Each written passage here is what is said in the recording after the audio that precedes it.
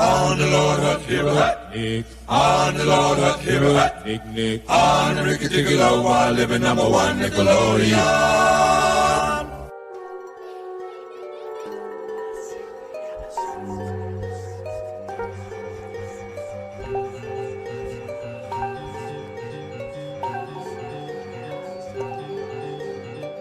Welcome to Paranormal Almanac with your host, Kurt Sandvik.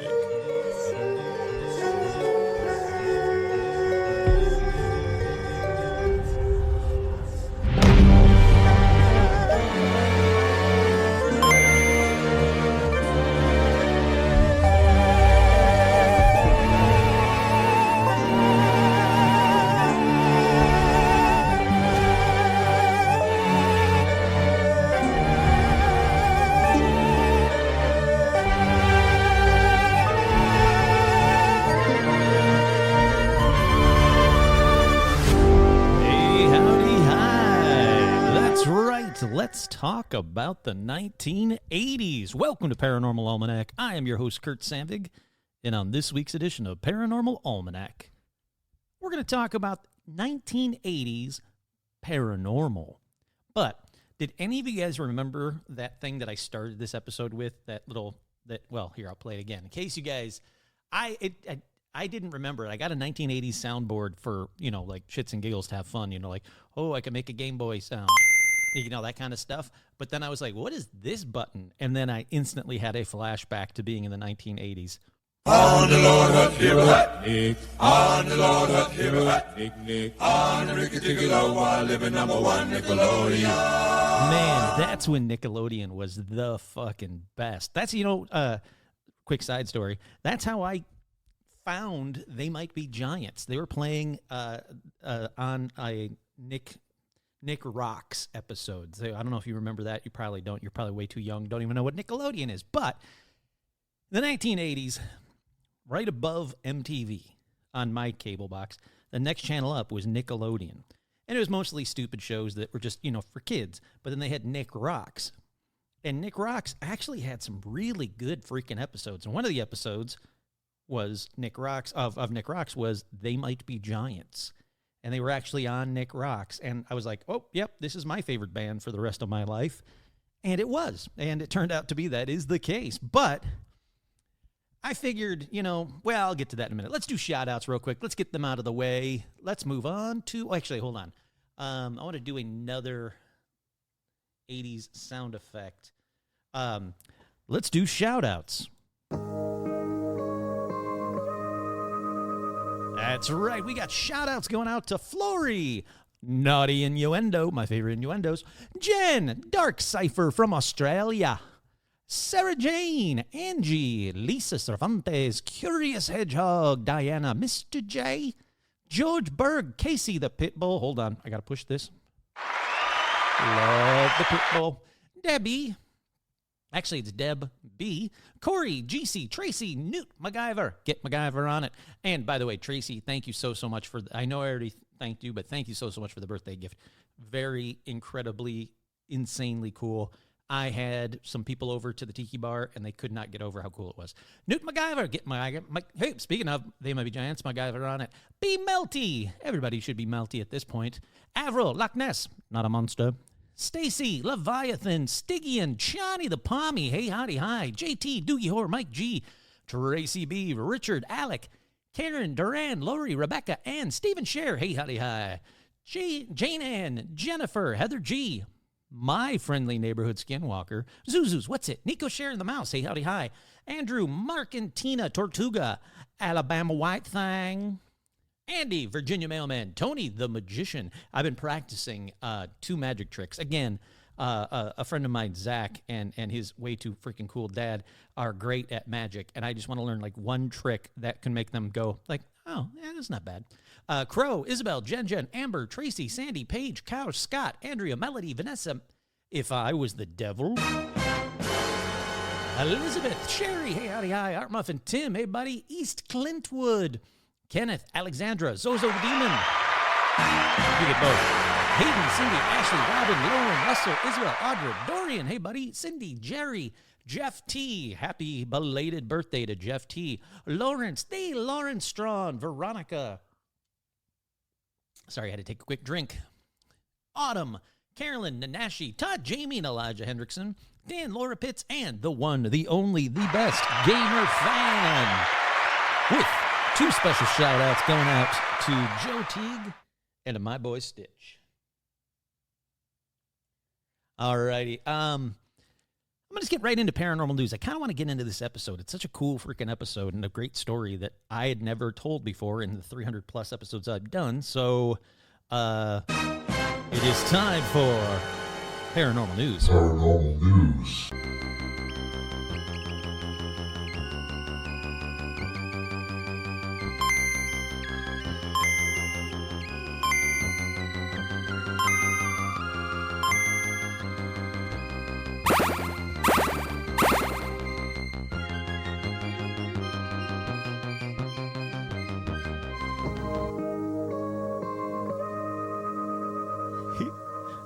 I do love a good soundboard. I got to be honest. All right, the first story in paranormal news. UFO tracker maps clear, eerie clusters of unidentified objects lurking beneath U.S. shorelines. We're being lied to. That's right. A popular UFO reporting app has been making waves. Oh, I see what they did because it's going to be about underwater. Been making waves. Wait, there's got to be here we go. Been making waves. Yeah, there we go. After reportedly recording tens of thousands of mysterious underwater objects up and down the United States coastlines, raising eyebrows and leaving experts with more questions than answers regarding their origin. Enigma, a nonpartisan organization. Oh, hold on a second. Check. Okay, the microphone went away for a second. Oh, I see. It's caught. Hold on one second. Here we go. Cord's caught. There we go. That's better. Enigma, a nonpartisan organization that boasts its largest queryable historical site database for global UFO sightings, has reportedly recorded 30,000 UFO sightings since its launch in 2022. But they said that it's not the skies you should be looking for. You should be looking towards the water, the coastlines. That's right. Since August, Enigma has documented more than 9,000 sightings of mysterious objects within 10 miles of United States shorelines or other major bodies of water. And this is going hard into we think that there are probably more UFO bases underwater than on land. And you know what? USOs, as they're called, unidentified submersible objects, they are growing. The reports are growing. I see them every week when I look for paranormal news. It's just more and more and more sightings of USOs. They go on to say what is really interesting to me is that the reports that we receive about United States underwater vessels detecting craft moving at exceptionally high speeds underwater. This according to Kent Heckenlively, author of Catastrophic Disclosure, Aliens, the Deep State, and the Truth. Now, that's one of the two things. That's something we don't understand, or that means our technology is picking up ghosts underwater. Yeah, it's over 9,000 reported sightings since August 2025. Approximately 500 occurred within 5 miles of a coastline, according to Marine Technology News. Additionally, over 150 objects were reportedly seen either hovering above or entering and emerging from bodies of water. Yeah. That is a big one. That really is a big one, is how many bodies of water, USO stories, how it's getting to be more and more and more. Yeah, I have no idea. I mean, it does seem like it's happening more and more. Alrighty, up next in paranormal news. This is one that a lot of people sent to me. I love it. Paramaniacs, keep sending me stories. You're going to see a few of these on here from stories that people sent me, and I'm like, hell yeah. This is the way I love to do it. Unknown object crashed near Area 51 fuels a cover-up claim. That's right. A mysterious object of unknown origin fell from the sky and crashed just outside Area 51. 5 weeks later, the public is still in the dark. They say the crash was quickly covered up, both literally and figuratively. 8 News now chief investigator George Knapp of Nexstar's KLAS thinks the official story as told by the military is demonstrably false. How quickly might the government respond to the crash of an unknown object? What happened back on September 23rd on public land outside the boundary of Area 51 is a textbook example of how crash retrievals work, one that locals have become accustomed to. Scanners and computers at Dreamland Resort listen to and record radio traffic signals inside Area 51 around the clock. But on the morning of September 23rd, Jorg Arnu, that can't be a real name, heard some astonishing news. I had my cup of coffee and I'm listening to Area 51 security, and all of a sudden they got very serious and locked down the base. He learned that there had been a large but totally secret air operation in the middle of the night and that something had gone wrong. We just had an asset go down. We had an asset go down. This is not Creech security. This is Area 51 security. And they had an asset go down, he recalled.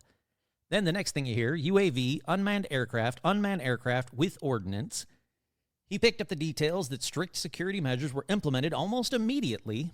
Not only was Area 51 itself locked down, but within a short time, so too was a large swath of the Tikaboo Valley. It became clear that some kind of craft had crashed a mile outside Area 51's boundaries on public land adjacent to Highway 375. That's ET Highway, in case you guys don't know. Arnu jumped in his truck, headed from the south. I was just going to say, why didn't anybody drive over there? If you're listening to the radio, drive over there. Arnu jumped in his truck, headed south from his home in Rachel, but while driving on what's known as Mailbox Road, he then ran into armed patrol. They had guns in front of them, not pointed at me, but very visibly in front of them, and it was clear they meant business. He backtracked and headed south on ET Highway to Groom Lake Road, the main entrance to the base. It, too, was blocked by sheriff's deputies and military security. A military helicopter and attached basket was sitting there, presumably ready to haul out the wreckage of something. A pair of porta potties suggested the team planned on being there for a while. Almost the entire valley was shut down. At the Little Alien in Rachel, employees were in the dark about a crash, but saw the beefed-up security at closed-off roads and knew something big was unfolding. Crashes are not an everyday occurrence, but locals have seen plenty of them over the decades. If this thing would have crashed anywhere in restricted airspace, we wouldn't have known about it. All right, that's cool, man. That's way cool. Let's see, moving on. Oh, he says that then 4 days after the crash, security teams vanished. He went back out for a look. The Air Force had used heavy equipment to plow a dirt road across a section of the desert, so he followed it and found what he thought was a crash site and then shared it online. That's when things got strange, even by Area 51 standards. A second wave of cleanup crews descended on the site, presumably to pick up any remaining debris, but they also used graders to cover the entire area with a thick layer of dirt, making this literally a cover-up. Ooh, that deserves another 80s laughter. Literally a cover-up. I don't like that one so much. All right, that's fine. Let's see. Moving on. Story came from Creech. Now the FBI is investigating. You know what I don't get, though? If it's on public land, even if they did bury it under a mound of dirt, you know exactly where it is on this mound of dirt. Wait a week, a month, whatever, and someone go and metal detect and dig it the shit up. It's public land. They didn't put it on private land. They didn't close off the land. So just someone go there and start digging through it to see what you can find. I mean, sure, chances are you're going to find some pieces of a craft, like a military craft, not a UFO per se. Good Lord. I'm only 13 minutes into this episode and I can't talk. But my guess is there's still got to be something out there, and it's worth an investigation. If you got the time and you're in the area, screw you, potential spam. If you got the time and you're in the area, go dig it up. Find out what's going on over there. Alrighty, this next one is another one that was sent to me, but I had already had it saved. I hadn't watched it yet. No, you don't get free ads on my show. Another one that was sent to me, but I had already had it saved, and I wanted to watch it, but I have not watched it yet, because as you guys know, I don't watch it until the episode. Oh my God, it's 13 minutes long? Holy crap. Well, we're not going to be watching all of it. It says, shocking Loch Ness monster sighting, not a monster, of 2025. Sean Sloggy, I don't know, captured yet another sonar sighting on his cruise of Loch Ness boat only 3 days ago. In this video, we'll be investigating his sighting with a team of hunters and trying to catch the not a monster with a baited trap. All right.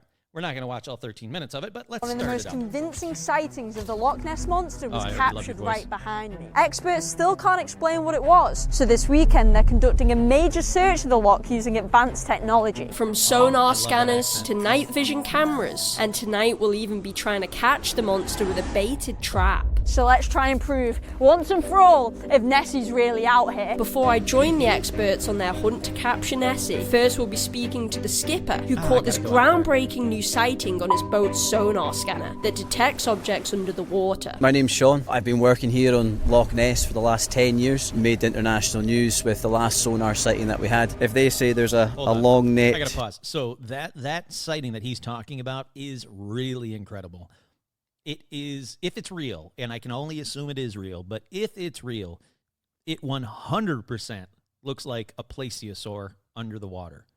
And yeah, no, it's absolutely incredible. I'm going to skip ahead just a little bit because I want to get to their actual, yep, there's the boat, yep, there's the dropping. Okay, here we go. Let's An underwater microphone. Yeah, absolutely. What's like the weirdest thing you've heard on this? The last time we were at Urquhart Castle at night time, we heard it almost sounded like as if someone was weeping. We later found out that it was an otter. Oh wow. It was really quite cute. And it was time to lower the hydrophone underwater in the hopes of capturing some more bizarre sounds. And whoever made that otter cry, F you.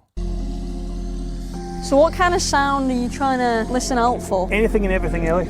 Yeah? Wildlife's the way forward. All right, I'm gonna skip ahead Steve a had a little bit. story of his own to share. So 6 years ago you had a sighting of your own? Yeah, I was driving a speedboat down from the north end of the loch and I kept watching this wave and two black humps appeared before we got closer and closer to each other and they disappeared. Oh wow.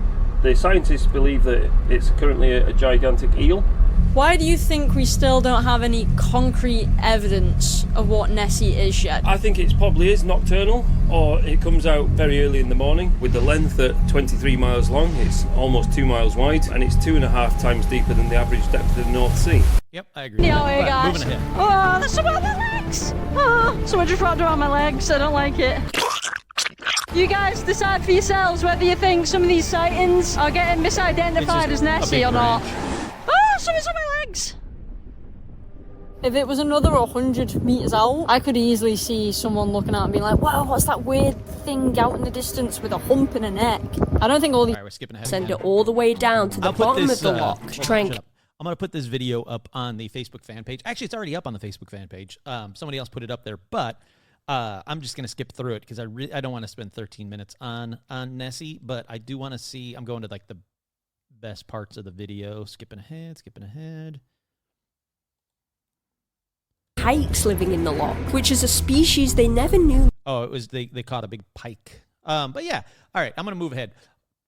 It's definitely entertaining and definitely worth watching, but I don't want to spend 13 more full minutes on this episode about it. But yes, please send me as many paranormal news stories as you guys can find, because I absolutely love it when you guys do that. Up next in paranormal news, woman who claims she is an alien has terrifying proof that they exist. Her name is Rosanna Hannes. She claims to be a starseed from the Pleiades star in the constellation of Taurus. She says that she has proof of extraterrestrial life inside herself. She said she has evidence aliens exist, and she is herself a visitor from the outer cosmos, and her mission is to help people. Now, it may seem a little similar to the plot of Yorgos Lanthimos and Emma Stone's latest flick, Bugonia. Sure, that's exactly what I thought. However, she said she can prove her claims. I'd have vivid dreams where I was soaring high above buildings, open country, and the ocean. It was so vivid, I felt like it was real. The dreams didn't frighten me. In fact, I loved them. But when I told my friends about them, they seemed confused. But it wasn't until she was introduced to a spiritual teacher as a teenager and had a form of therapy known as rebirthing that she figured out everything. One evening when I was 14, I went to the spiritual center after school. Closing my eyes, I let her guide me into a rebirthing breathing state before gradually accessing my memories of my birth. To my astonishment, I experienced a sudden clarity that I'd been sent here from another planet. Where is your proof? She said, yes, I'm a starseed, an alien soul which lives in a human body, sent to Earth in order to help guide aliens. She said, come on. My memories had been wiped before traveling to Earth to help me acclimatize, but I knew that I needed what I needed to do on Earth, overcome my own challenges and teachings others through my example. So she has no proof. Oh, come on, lady, get to it. Nope, no proof. I gave you a chance. There was too deep into the article, and there's no proof. So guess what? I don't believe you. But if you want to be on the show, you can tell me all about your proof. Up next, government insiders share a dire message about UFOs in the Age of Disclosure sneak peek. I am so flippin' excited for this movie. It's going to be on Amazon Prime November 21st, so it's coming up very quick. It's called The Age of Disclosure. I am excited about it. Let's play this little clip. I spent 20 years working in the U.S. intelligence community. I've worked on highly classified UAP programs for the government as a senior scientist. We have been discovered by an intelligence from some other part of the universe. They are here. This is real. It's happening. It's happening now. If I were a species from somewhere else who saw how we were coming up this curve of, atomic energy and nuclear energy, and then began to realize what it takes to do their kind of technologies with warping time and warping space and so on, I can imagine that could be seen as a threat to another species, because they would recognize that, well, it's only a matter of time, and they're going to be doing what we're doing, and they're going to have to deal with them. So it doesn't surprise me that their highest priority would be to identify what threats they might face and learn everything about them. This pattern of activity seems to me utterly logical. It seems to me to be an extension of the evolutionary process that governs life writ large as we know it, which is self-preservation is number one. Yeah, I mean, look, I cannot wait for this movie. It's coming out November 21st. I cannot wait to watch it. I'm going to be watching it the first night, and I'm sure I'll be talking about it, at least maybe as a live episode, or I don't know. All I know is I'm going to be talking about this episode, and I cannot wait to talk about it. There we go. Up next in paranormal news, very credible Bigfoot sighting reported in central Pennsylvania. Center County, Pennsylvania. I know I got a couple of paramaniacs like Tracy out in the Pennsylvania area. Researchers have said that they spoke with an eyewitness who claimed to have seen Bigfoot crossing Interstate 80 in early October, saying he was sincere and credible. The witness reported the sighting took place around 5:30 p.m. Saturday, October 4th, around the mile marker 169 on Interstate 80. There you go. Now you know where Bigfoot is. Go get him. He claimed he was traveling around 150 yards. Oh, wait. I've got actual audit here. UFOs, aliens. And what we're getting to, yes. Yeah. Creatures. You are a Loch believer? Ness Monster. Okay. Well, the world-famous Bigfoot may have been spotted traveling across I-80 earlier this week. Researchers with the Bigfoot Field Research Organization wrote a report on the incident. Okay, Mark, so according to the witness in the report, the alleged Sasquatch crossed the busy highway around 5:30 on October 4th, about 11 miles northeast of Bellefonte, near Bald Eagle State Park. The witness claims the dark figure was human-like, taller than the vehicle in front of him, and seemed to almost glide across the lanes and run into the woods. That is cool. So there you go, Pennsylvania people, Pennsylvania paramaniacs. Go catch us a Bigfoot. And don't fucking shoot Bigfoot. You all know that rule. Already up next, paranormal news. When AC/DC tried to catch the Loch Ness Monster, not a monster, in one of the most strange stories in rock history, Malcolm Young once took Brian Johnson on a drunken hunt for Nessie. Let's see. I want to get to the story. Yes, we all know who AC/DC is, and Led Zeppelin, blah, blah, blah. Here we go. In 1981 or 82, Malcolm said, "Let's go to Loch Ness. Let's go see if there's a monster." We booked a hotel right on the side of the loch and had dinner, and, we had a few sherbets. And as we were walking down there, I said to Malcolm, what's that you've got? He said, "I've got a box of fireworks." I said, "What for?" He said, "Well, We will set them off and it maybe get the attention of the monster. And I said, it's a fucking great idea. We, actually, I think they're Australian. I don't know how to do. Oh, it's a fucking great idea. No, that's not Australian. Sorry, can't do it. We walked straight into the water. He didn't even take our shoes off. We didn't even take our shoes off. And we were giggling and laughing, trying to set off these fireworks. Everything got soaked in the water and we all fell down. And of course, we thought we had seen it. We weren't sure. Yeah, so you got drunk and you fell in the loch, which sounds fun to me. I want to go desperately. I want to go to the loch. Not get drunk and fall into it, but, well, maybe. Alrighty, up next in paranormal news. With Halloween auction canceled, how does the Conjuring house get out of limbo? What's next? I gotta say that I like Jason Hawes. I really do. There's nothing against him, but you can't have a GoFundMe for something that's not for sale. As soon as they canceled the auction, you should have closed that GoFundMe. But no, he didn't. And he's been getting insane amounts of money. It now seems to me, personally, Kurt, that this is alleged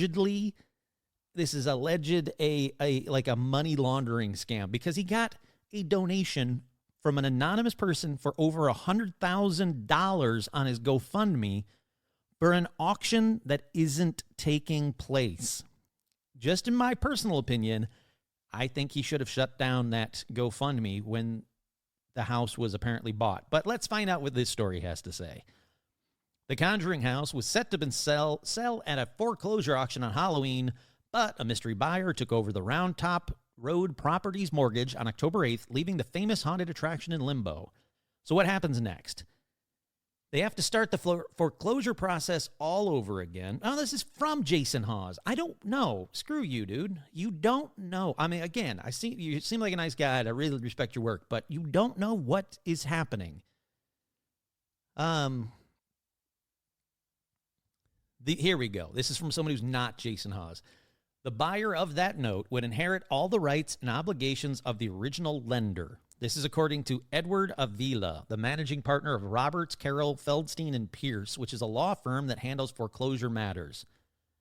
The new holder of the Conjuring house note can start up the foreclosure process almost immediately. There doesn't have to be a new default to trigger the foreclosure process. Or they could just buy it out. Basically, the answer to this is that whoever bought that can then, it still has to go into foreclosure, but the person who bought it can then just be like, cool, I'm buying up the foreclosure. There doesn't have to be an auction. There doesn't have to be a sale at all. Yeah, that's exactly what I thought would happen.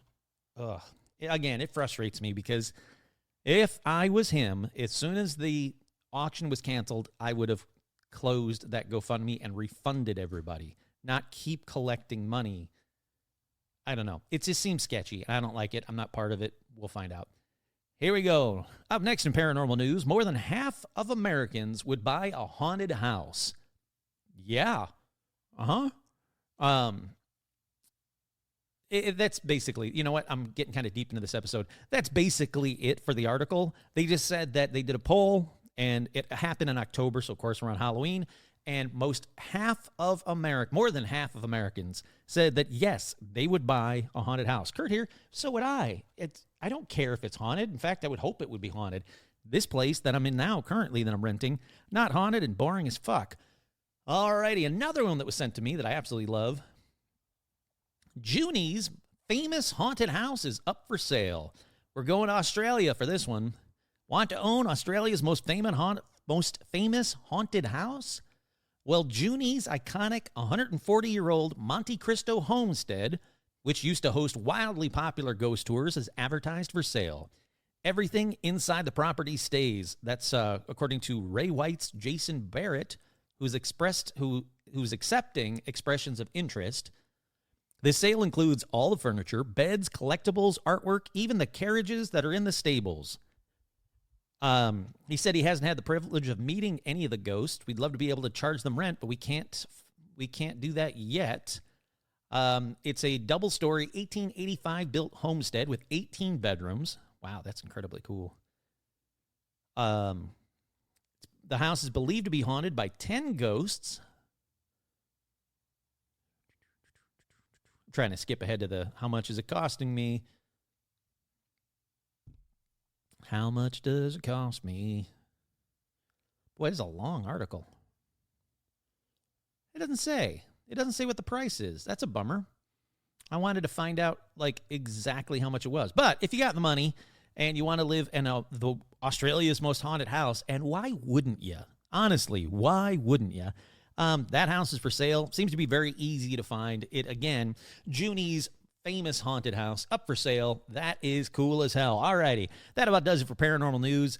What's going on in the world since I've talked to you last? Oh, the Parapod Awards happened. I lost in both the categories I was in, but congrats to the winners. That didn't sound sincere. I sincerely mean that. Congrats to the winners. It was an honor to be nominated and all that fun stuff, but nope, sadly, I did lose. Another thing. Here's my TV recommendation for the week. Do I have a button that says TV recommendation for the week? I don't know. Let's try this button. TV recommendation of the week. Watch Pluribus on Apple Plus. It is brilliant. It's Vince Gilligan's new show. The Vince Gilligan that did Breaking Bad, Better Call Saul, some of the best X-Files episodes in the world. It's his new show. It is paranormal adjacent, shall we say. Look, if you say, Kurt, I can't afford another streamer, neither can I. And whatever you do, people, don't look up Cineby.app. And that's Cineby, like a cinema. So CINEBY.app. Don't go to your computer and look that up. But if you do, make sure you have a pop-up blocker turned on because there's a lot of pop-ups that'll happen. But you're welcome. Don't do that because if you did that, if you went to Cineby.app, you would find out that you can watch every TV show and movie like ever. But don't do that. That seems bad. But again, if you do, make sure you have a pop-up blocker on. It is a crazy, crazy cool show. The first 2 episodes are out. Absolutely love them. What's her name? Reese Seaborn from Better Call Saul. She's on the show. She stars in it. She is freaking amazing. Absolutely incredible. I always knew that she was incredible, but this show is like 2 episodes in. I'm already hooked. This show is fantastic. So again, don't go to Cineby.app if you can't afford a streamer. Patrons. The winner of the 300th shirt will be decided next week. I decided I was going to wait for at least another week before I start pulling off all the 300th limited edition shirts from the from Dashery. So if you guys want some merch, there is still time to get the 300th shirts before I'm starting to take them down next week. And I will announce the patron winner on Patreon. Then you can tell me which shirt you want, and it'll be sent to you for free. I'm excited. I love doing that. Alrighty. It's break time. Let's take a quick break, and then it's time for the 80s. So stay tuned for all that and nothing else in just 1 second.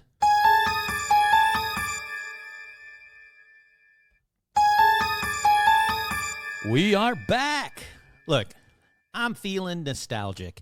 Maybe it's because my birthday's coming up. No idea. But I'm feeling nostalgic. Do you guys remember the 80s? It was like what? Like 20 years ago, right? Yeah. Okay, good. Well, I was thinking, since Stranger Things is coming back, side note, do you guys realize that Stranger Things started before Paranormal Almanac did? And those kids are what? Like the same age as me now. It's insane to think that that show started in 2016. And I looked it up. They've only done 37 episodes. I mean, they got to catch up to me. I mean, come on. I'm over 300. You only did 37 episodes since 2016 in 10 years? Come on. I don't understand how these kids aren't going to look in their 30s when this new season comes out. But sure, I'm here for it. I'll watch it, I suppose. You know what? If you're in LA, they're closing down a huge chunk of Melrose and making it all look 80s and Stranger Things and the Upside Down and everything.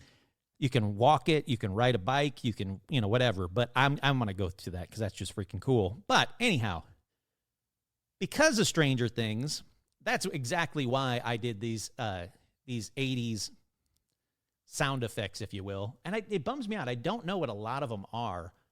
It doesn't, the names of these buttons don't really tell me anything. What's this one? Ooh, that's very Stranger Things. I like that one. Oh, it's still going. I like that one. Oh, it's this one. Hello, Sydney. Doesn't it sound very like scream. I like that. Anyhow, I'm done with the sound effects. Don't worry. But it got me going down the 80s, rabbit hole. Listening to Pet Shop Boys and New Order and NXS and They Might Be Giants. Basically the stuff I'd listen to anyway. But it had me thinking about these 80 holes, about these 80s, and I went down a rabbit hole and wondered what major paranormal events happened in the 1980s. I don't care about the 1880s. I will say it seems like most big paranormal events in America happened in the 1970s or before.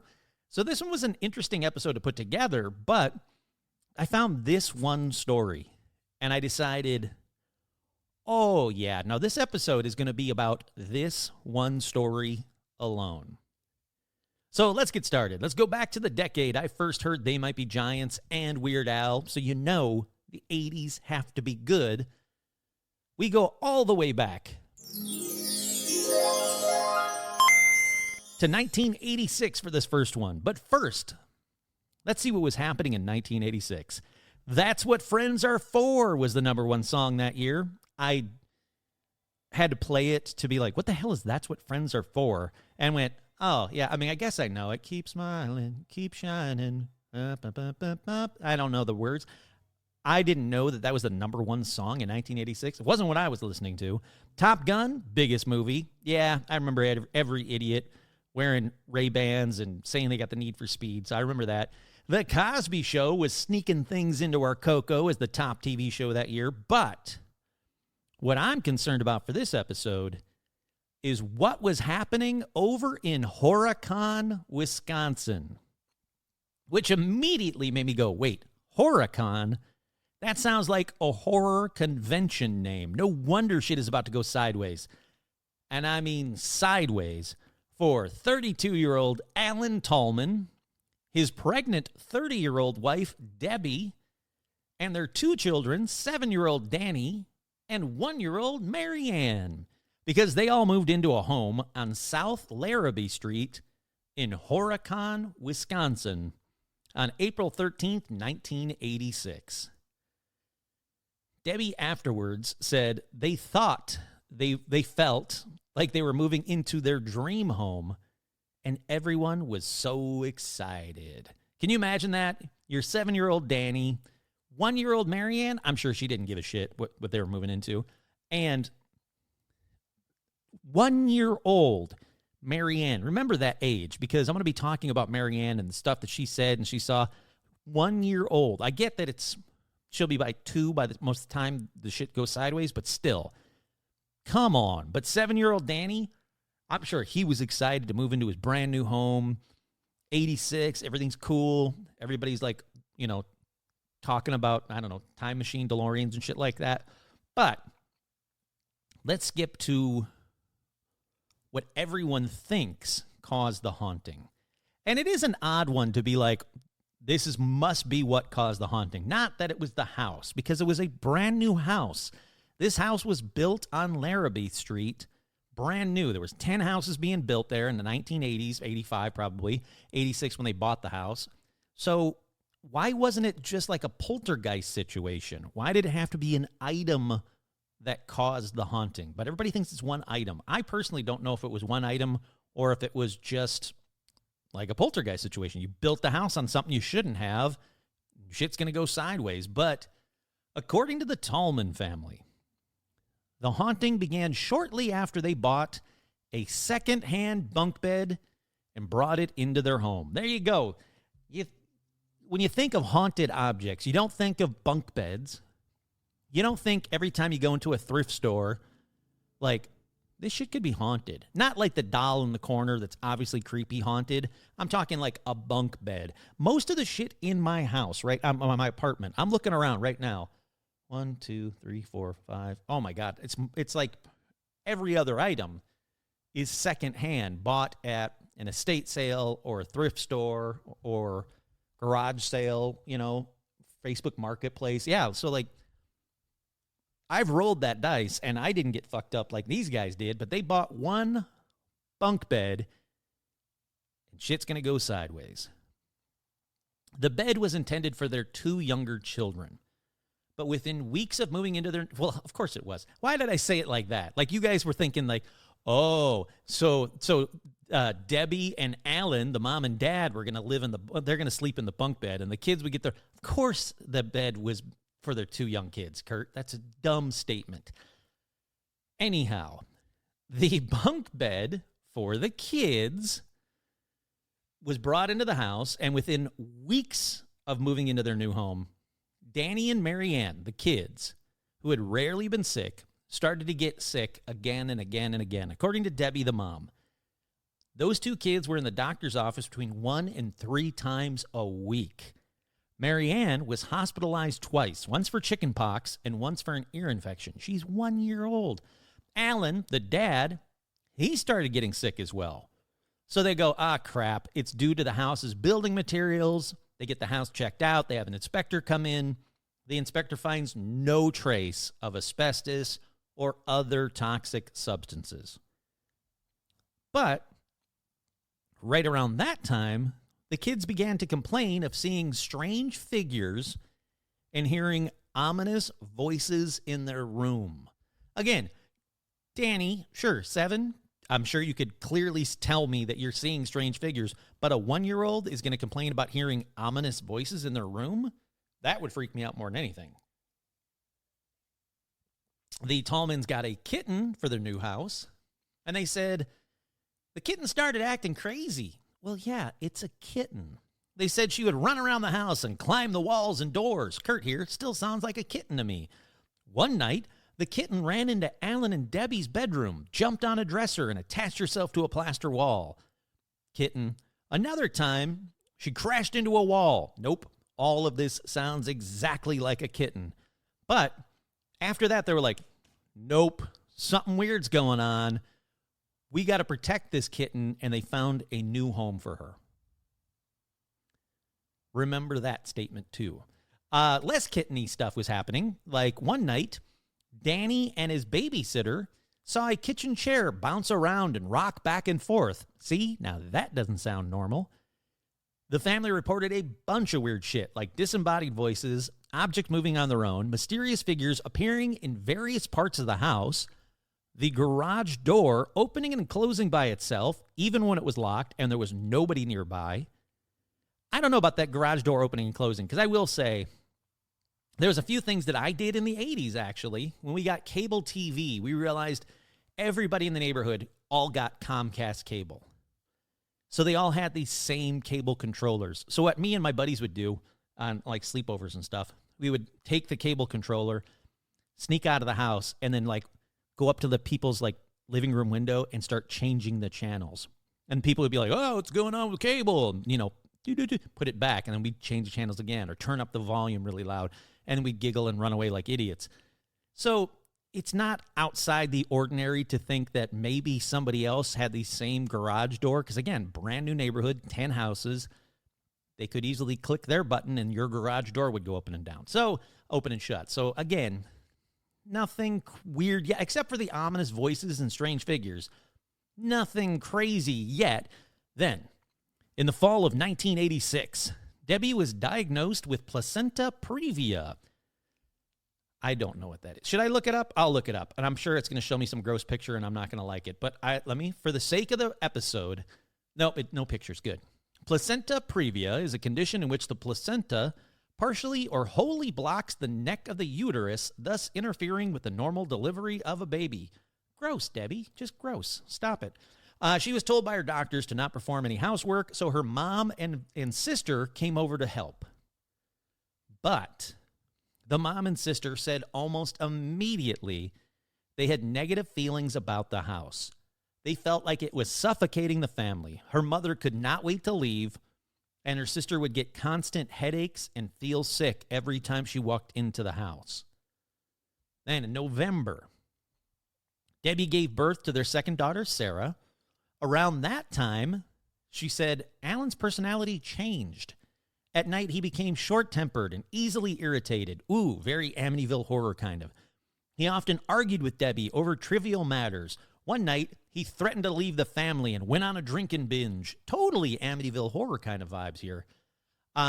He would later say he was particularly affected by the haunting, that it seemed to be focused on him. He described being tormented by a voice that just taunted him everywhere he went in the house, telling him to come here or get me. I'll get to those in just a little bit. One night, while he was painting in the basement, he heard a voice call his name. When he turned around, he saw a red-eyed figure in the room with him, and then the figure quickly disappeared. All right, now you got haunted stuff. That's not a kitten. That's not, oh, I don't feel good, man, I got an upset tummy. You turn around, you're the dad, you're painting in the basement. Maybe it's just because you were painting in the basement and there was no windows open, but he said he saw a red-eyed figure in the room with him that quickly disappeared. That same week, Marianne, the daughter, 1 year old, probably 1.5 by now, claimed to see an old woman with long black hair standing in her room. The figure reportedly had glowing red eyes and a sinister expression. I don't know, I don't have kids, but can a 1 to 2 year old tell you that clearly? You saw an old woman, dark hair, standing in your room, red glowing eyes, and a sinister expression. Can 2-year-olds say that? I thought 2-year-olds were still doing like Baba and Dada and shit like that. When do kids start talking?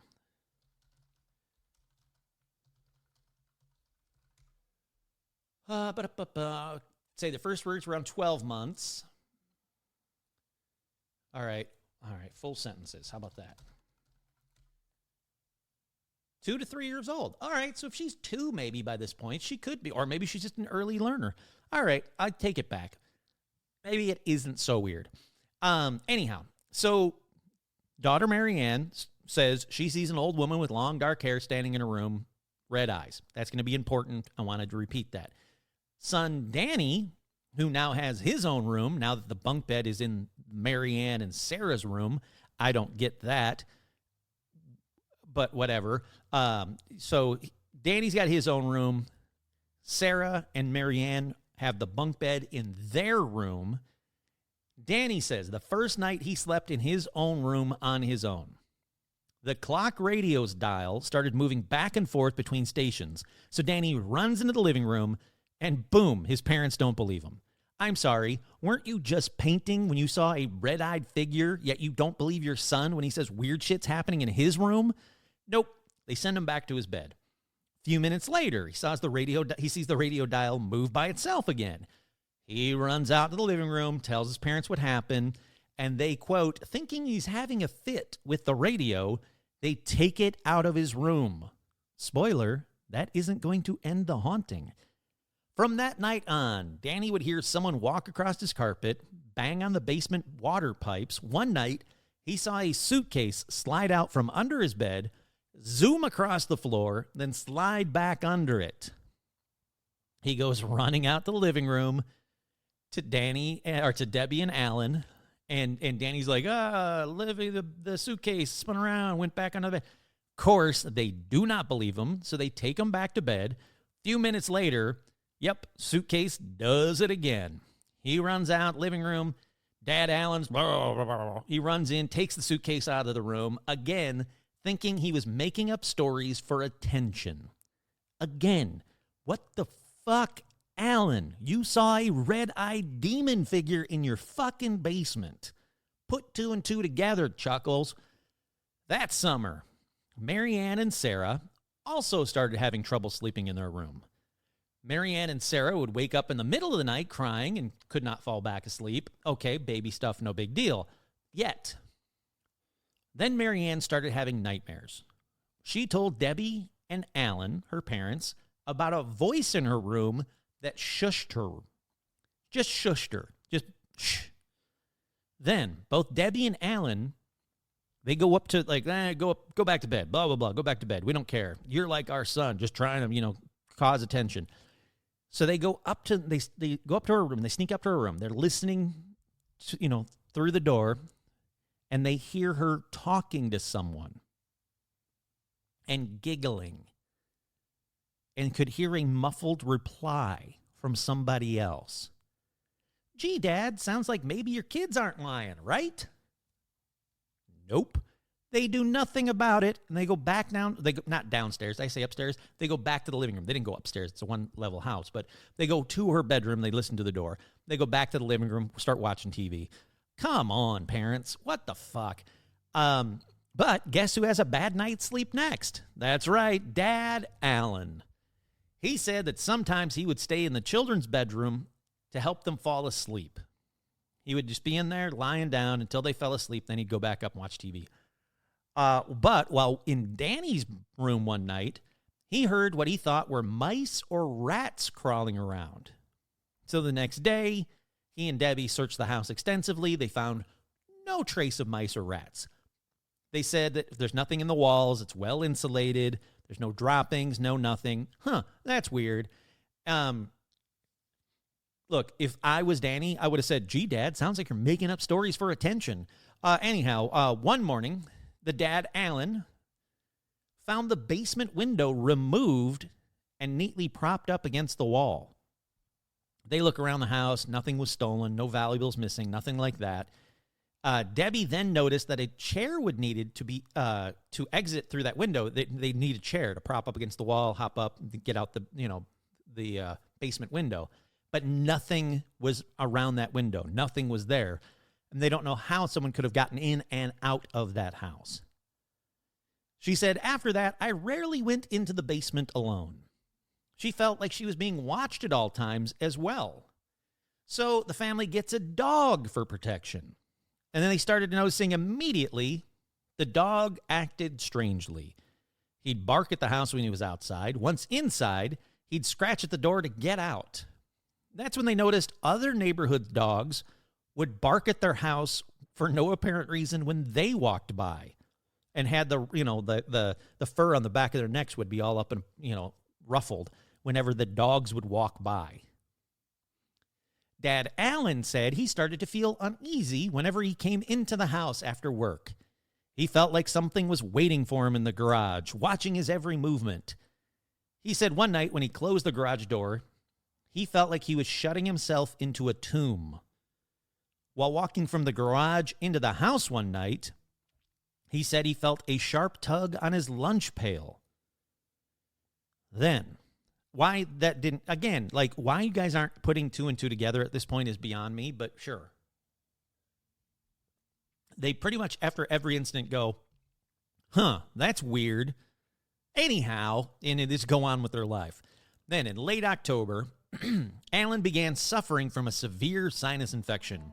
A few nights later, his condition worsened. He was coughing, throwing up, trouble breathing, blah, blah, blah. So Debbie takes him to the hospital, and his mom came over to watch the kids.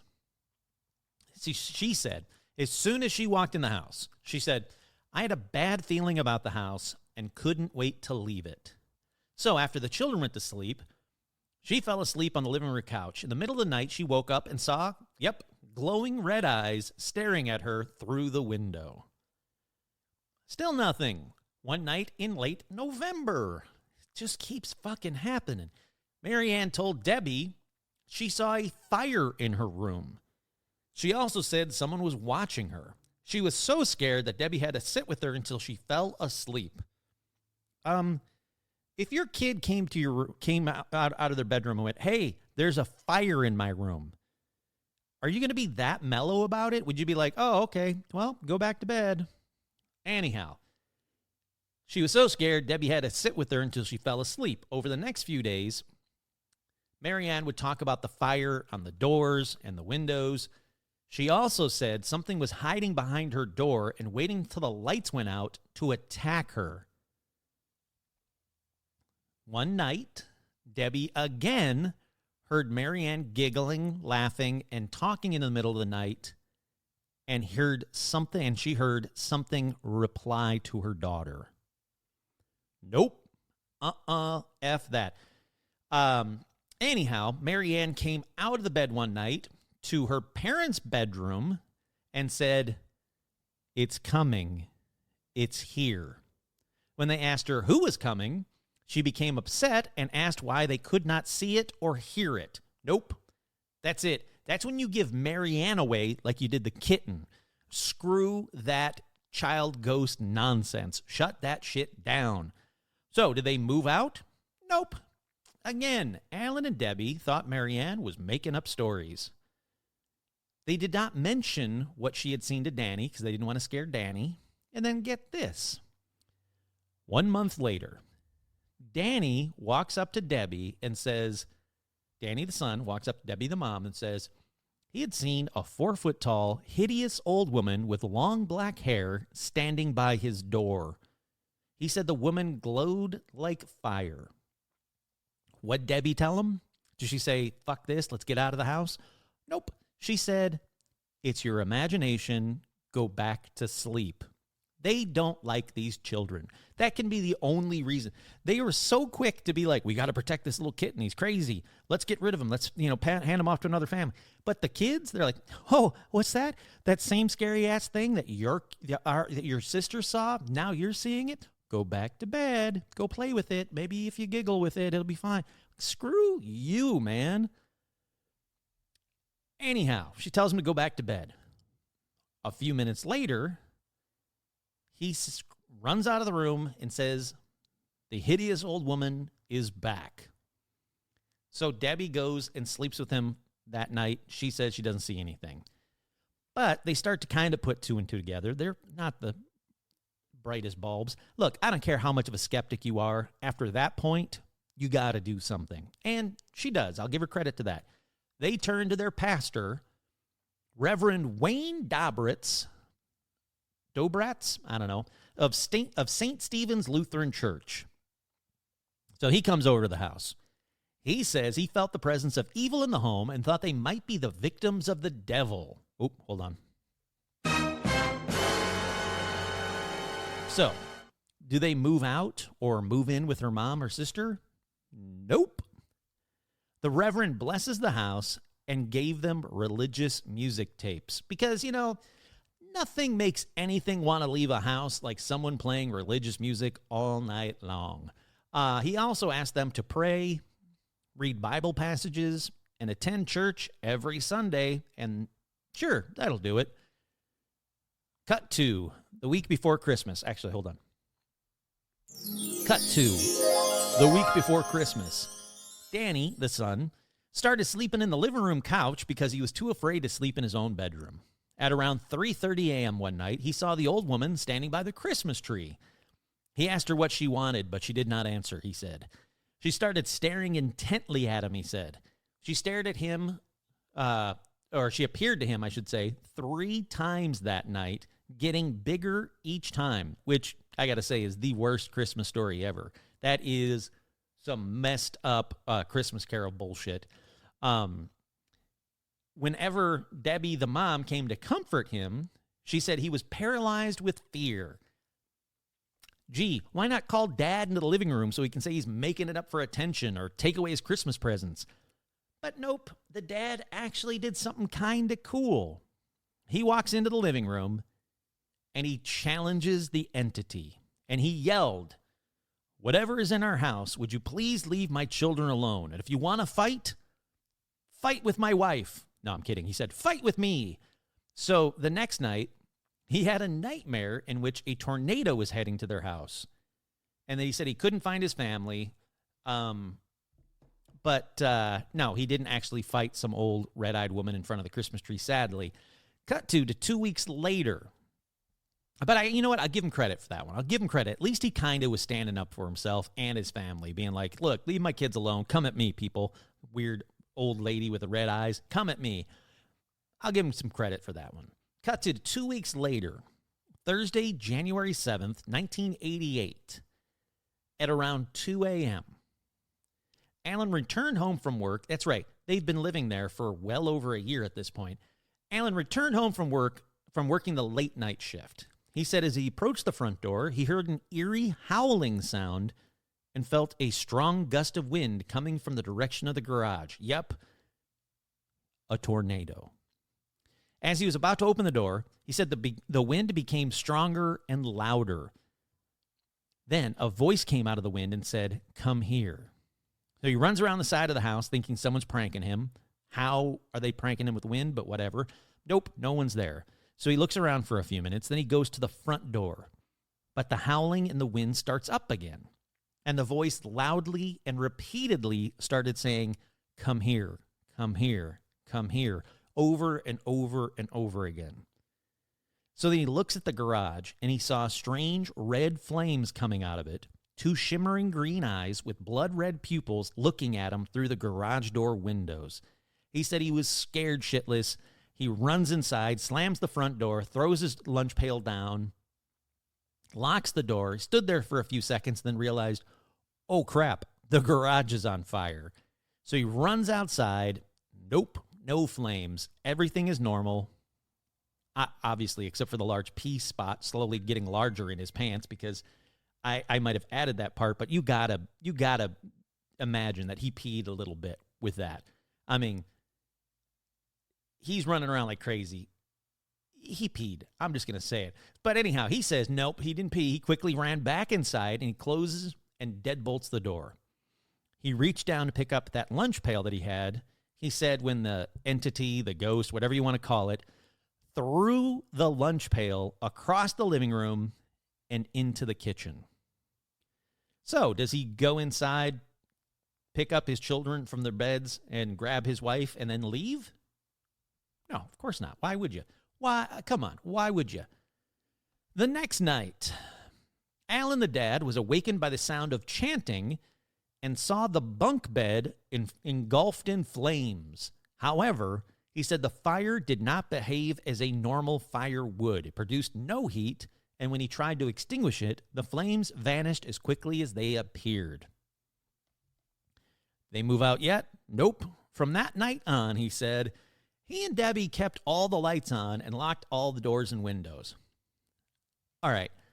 I don't care how much, Kurt here, I don't care how much of a dream house this is, how broke you are. I don't care. You clearly have family in the area. You've got, obviously at this point, we know about a mom and a sister. You're going to find out about his brother in just a little bit. You've got family in the area. Move the fuck out. But no. They stayed there with their terrified 3 children. Both parents said that from that point on, if they did not lock the basement and the garage doors, the doors would rattle all night long. On the afternoon, hold on, I got to pause right there because I'm going to spoil it for a little bit. I actually found the house online. You can't find the address. Through Google Maps and a little bit of, internet sleuthing, I found the house. It's a cute little house. It's fine. This is not the house of anyone's dreams that would make them have to stay through all of this fucking nightmare. Yet this family did. I don't care how broke you are. Move the fuck out. Anyhow, on the afternoon of Saturday, January 9th, Alan's 16-year-old brother, Jonathan, see, I told you there'd be a brother, was outside the house when he saw a floating red light in the garage. When he and Alan entered the garage, he said the light vanished. That night, Alan slept on the floor in Marianne and Sarah's room. He said he was doing it to protect them, but I'm going to say no. Anyhow, while lying on the floor, Alan heard a howling sound, like the one from outside the garage a few nights earlier. Then, a fog rose from the floor and surrounded him. It reached the ceiling and turned into a human-like figure with red eyes and green pupils. The family swears they didn't tell him anything about the glowing red eyes, the old lady, none of that. It raised its arm, pointed at him, and said, "You're dead," before it disappeared into a burst of light. Oh, no, that's Alan. That's the dad, not the brother. Sorry, I apologize. The dad, Alan, was sleeping on the floor, and he saw that. Alan ran into but something's going to happen to the brother in just a minute. Don't worry. Alan ran into the bedroom with his wife, and he said his wife said he was white as a ghost. He wouldn't speak. She calls Reverend Dobratz back over to come over right away. So Reverend Dobratz arrives a few minutes later. He noticed Alan was frightened and shaking. He urged them to leave the house and stay with family. Finally, as they left, Debbie and the brother Jonathan saw a small, intense flame at the top of the garage door that quickly disappeared. The next night, the family returns. Not the brother Jonathan. Something will happen to him in a second. Not the brother Jonathan. The family returns the next night. Fuck you, family. You deserve this. One night, you thought that leaving for one night was going to make everything okay? Sure. Reverend Dobratz blessed the house. He leads them in prayers and communion and tells them to play religious music all night again. All right. Now I'm beginning to think Reverend Dobratz was just trying to sell his own Christian music CDs, and this family was his own personal gold mine. You know, make sure you play track 11. That one's a banger. Oh, and the Ghost hate it. Yeah, turn it up loud. And also, if you wear my my merch, Ghost hate my concert shirt so much. They hate the Christian rock stuff so much. Make sure you wear them. Like, come on, dude. You didn't do fuck all for this family the first time. Your shit's not working. Get somebody else. Nope. So, they said that night they did indeed play the Christian rock music. They rocked out to the Dobratz tunes and nothing happened. But the following night, well, Monday, January 11th, Alan was working late, so he asked Jonathan to watch over Marianne and Sarah. Just till they fall asleep. Again, they don't tell him anything. Jonathan said later he was a complete skeptic, except for the flame face you already saw, but okay. But around 8 p.m., while lying on the floor, he heard Sarah say, "Hi there." When he turned towards her, he saw the same figure Alan had seen 2 nights earlier that they didn't mention to the brother. As it moved towards him, it said, "Now you're involved." It then melted into the floor. Jonathan screams, rightfully so, yells for Debbie. She said she was too frightened to enter the bedroom. Way to be a good mom for your kids who are also in that room. Fuck you, lady. She asked Danny, the son, to see what's happening. Okay, I'm now changing my mind. They want these kids dead, right? You don't go, "Oh, my husband's 16-year-old brother just saw something melt into the floor. He's in the room with my 2 children. One is a newborn. The other one is my young daughter, who's maybe 2 at that point. Oh, I know. Hey, Danny, come here, son. Go in the room and see what's happening." He does.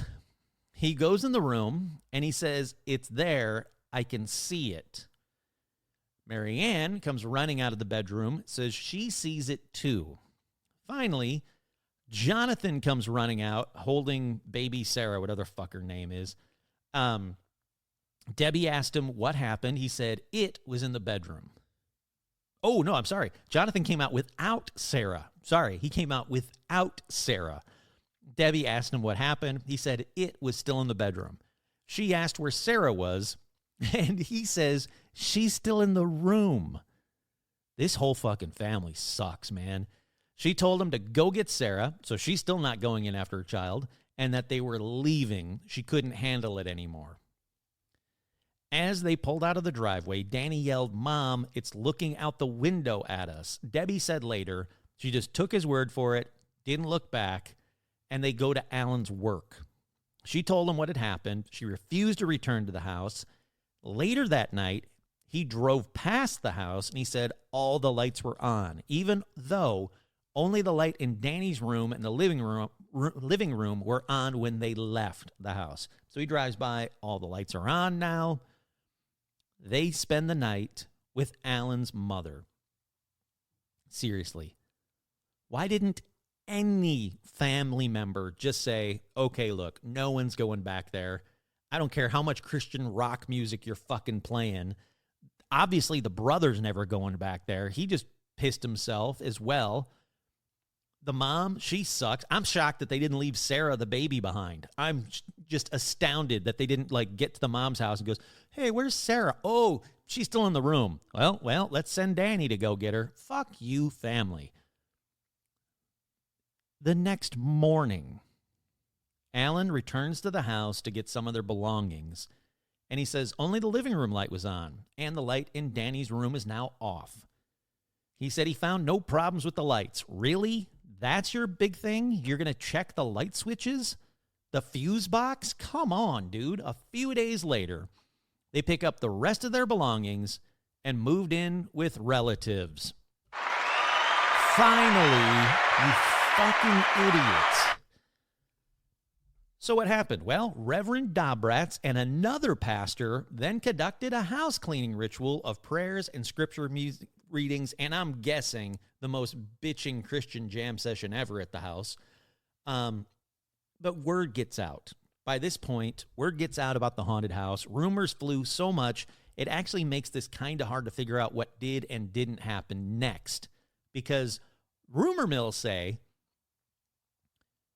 after the family moved out, blood dripped from the basement walls. Kurt here. Who saw it exactly? No one's living there at the time. Or this fun one.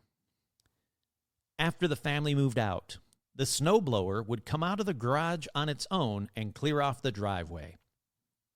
Okay, that seems like the ghost is a better homeowner than Alan, but I'm also calling bullshit on that one. So anyhow, bunch of rumors and stories that are just absolute nonsense, all once the family moved out, then some stupid thing came through. But I can say what I did find that was real, it was in newspaper articles, and families from that time reported about it as well, that there were so many people driving by to gawk at the house that the police briefly barricaded the street to anyone except to those that lived on the block. It got so bad, in fact, January 21st, Horicon Police Chief Doug Glaman actually contacted Alan, the dad. He convinced the Tallmans to come to the police station and make a report. After he met with the Tallmans, he believed they were sincere and had been through, quote, an emotionally draining experience. He promised them confidentiality and tried to protect them from the press and the bystanders. Then he immediately convinced them to meet with the Milwaukee Sentinel journalist named James Nelson to kind of dispel the rumors of what did and didn't happen in the house. Problem here is I can't find that article. I could find a later article, but that one article I couldn't find, so I don't know what exactly was said in that article. Then, on January 25th, that same police chief Glaman and 2 officers visited the house. While there, they said the phone rang a few times. When they'd answer it, the line was dead. So, they unplugged the phone from the wall. The phone rings again. They pick it up, the line was dead. Hang it up, the phone would ring again. It's not plugged in. There's no possible way this phone could keep doing that, yet it did. Cut to, actually, let's do that one. Cut to February 13th. The Tallmans come and take out everything out of that house to move out. They take the bunk bed, and they say it was destroyed and buried in a private landfill. They put up their house for sale. It sells.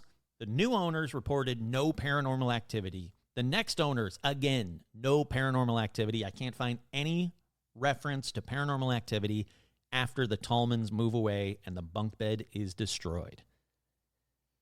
Then, in the April 1988 edition of The Quill, Barrett J. Brunsman wrote, "Ghost rumors had swept through the crowd at the Friday night basketball game at the local high school. Hundreds of cars swept down Larrabee Street past the Tallman house.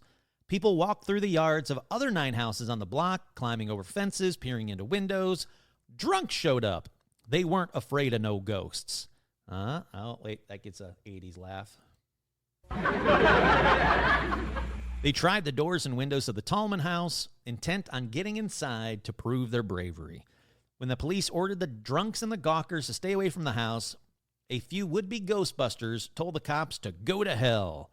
Arrests for disorderly conduct were made. The street was barricaded. That's all I can find out about that night when the police shut that shit down.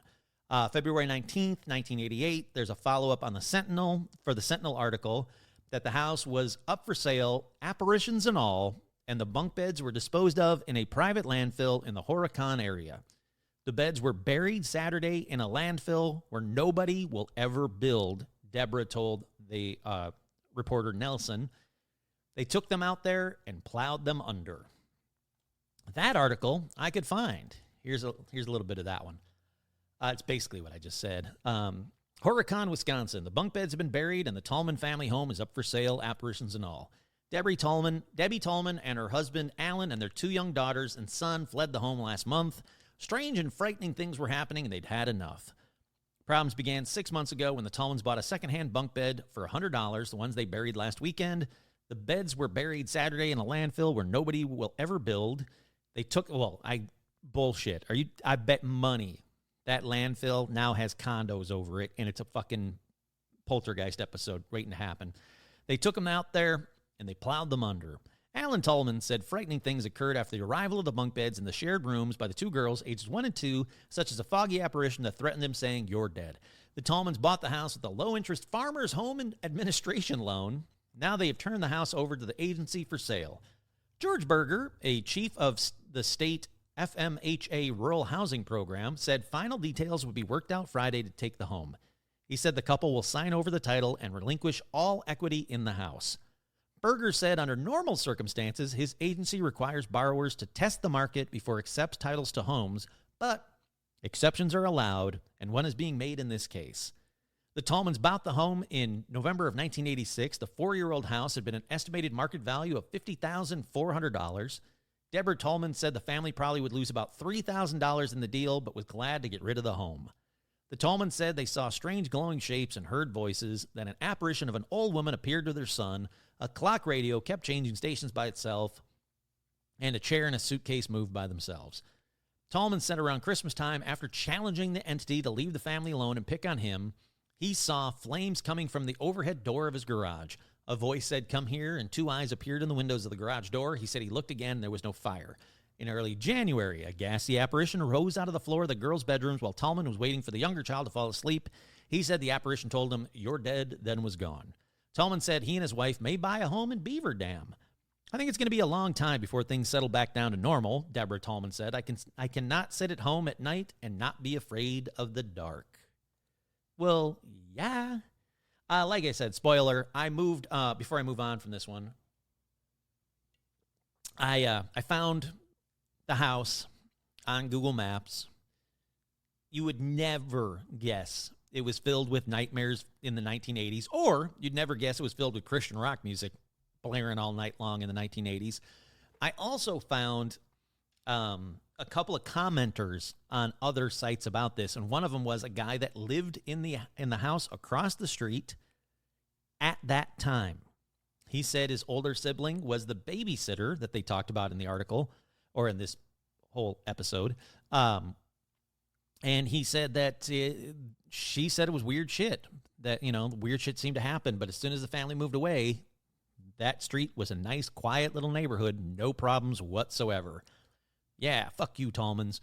Look, don't worry. Like, there are tons more 1980s stuff, but I had to make this one episode its own episode, or this one story its own episode, because it's too good of a story not to contain to just one episode. I'd never heard of the Tallmans house. Apparently, it was a it was a TV show in the 80s that Unsolved Mysteries. Apparently, it was an Unsolved Mysteries episode, and I don't remember ever seeing it. But what a crazy cool episode. Hope you guys enjoyed this one. Once again, I'm your host, Kurt Sandvik, and this has been another edition of Paranormal Almanac.